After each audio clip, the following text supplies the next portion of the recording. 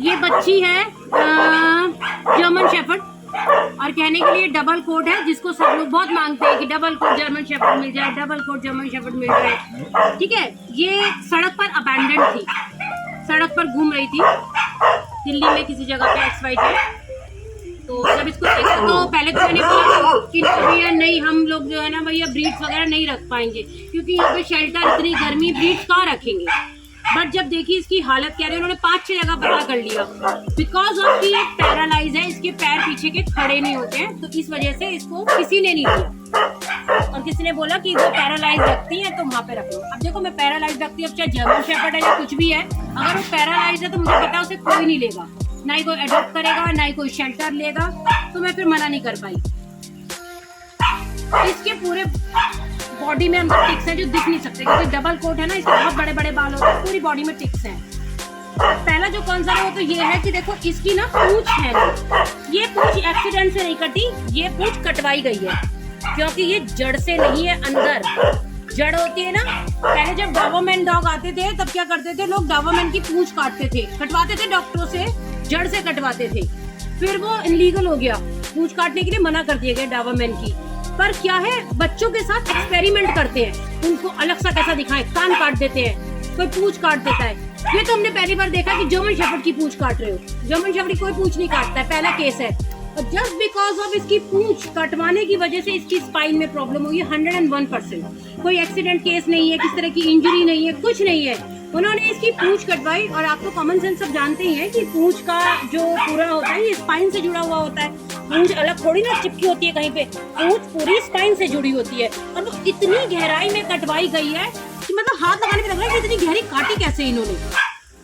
पूंछ है ही नहीं, देखिए इतनी सी पूंछ भी नहीं हाथ में आ रही, बिल्कुल अंदर से जड़ से उसकी पूंछ काट दी है, और उसी वजह से उसकी स्पाइन में कुछ प्रॉब्लम हुई और वो बच्ची पैरालाइज हो गई परमानेंटली। अब वो जो सुंदर दिखनी थी बच्ची, जो आपकी जर्मन शेफर्ड थी, बहुत सुंदर थी, अब उसको उठा के आपने सड़क पे अबैंडन कर दिया, जस्ट बिकॉज कि अब वो पैरालाइज हो गई।